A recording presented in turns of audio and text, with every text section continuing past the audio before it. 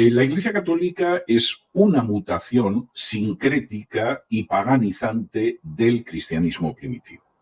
Eso es algo que ya parece predicho en las Escrituras. Es decir, si uno va a Hechos 20 y lee todo el pasaje de la despedida de Pablo de los ancianos de Éfeso, el mismo Pablo dice que entre ellos hay algunos que se levantarán y empezarán a sembrar herejías. Y ese contexto de falsos maestros que van a venir en el momento en el que vayan desapareciendo los apóstoles, eso lo dice Pablo, eso lo dice Pedro, sobre todo en su segunda carta, eso lo dice Judas, eso se puede ver en la primera carta de Juan. Es decir, que el cristianismo iba a sufrir una intoxicación a partir de finales del siglo I es algo obvio. No solo eso, cualquiera que lea cuando Pablo escribe a Tesalonicenses hablando del hombre de pecado, el hombre de pecado no es un personaje que va a aparecer 20 siglos después por ahí, sino que Pablo dice que ya está en acción dentro de la Iglesia, aunque hay algo que lo retiene. Con lo cual no puede ser un personaje físico si efectivamente ya está en acción en el siglo I y en un momento determinado se va a manifestar de una manera, yo diría que especialmente poderosa y además con prodigios. ¿Esto sucede dentro de la Iglesia Católica? Esto no solo es que sucede dentro de la Iglesia Católica, esto es que hay autores católicos que lo han reconocido. Es decir, que el cristianismo que representa a Roma y que gira en torno a Roma recibe una transfusión absolutamente colosal de paganismo. Si me permites, porque me parece importante, voy a leer un pasaje del libro sobre la evolución del dogma que escribió en su día el cardenal Newman. Subrayo, no un teólogo protestante anticatólico, el cardenal Newman, que además ha sido beatificado por la Iglesia Católica, aunque existen indicios poderosos de que tuvo un amante durante toda su vida. Bueno, el cardenal Newman dice lo siguiente. En el curso del siglo IV, dos movimientos o desarrollos se extendieron por la faz de la cristiandad con una rapidez característica de la Iglesia. Uno ascético, el otro ritual o ceremonial.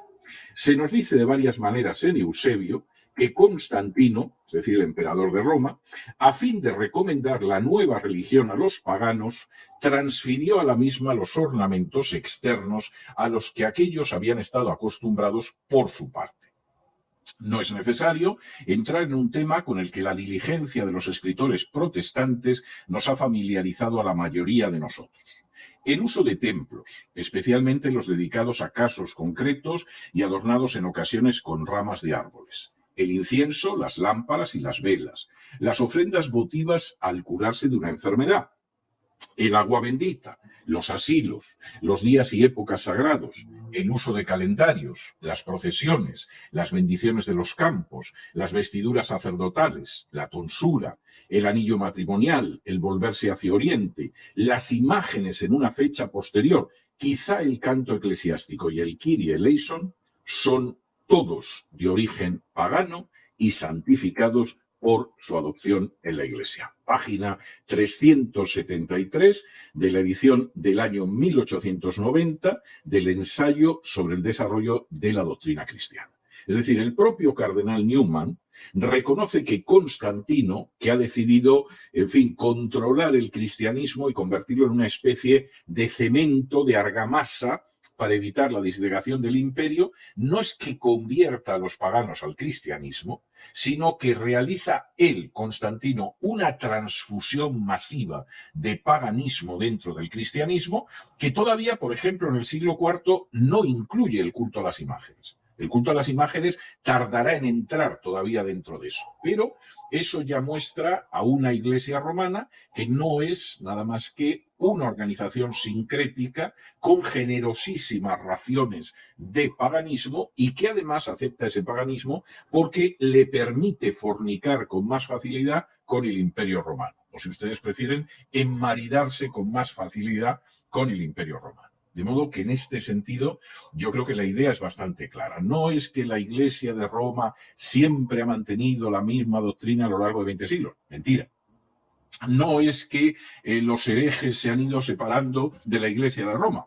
Aún más mentira. Lo que es que efectivamente la Iglesia de Roma se va paganizando cada vez más y desde luego da un salto extraordinario y cualitativo a inicios del siglo IV que no se va a detener ahí.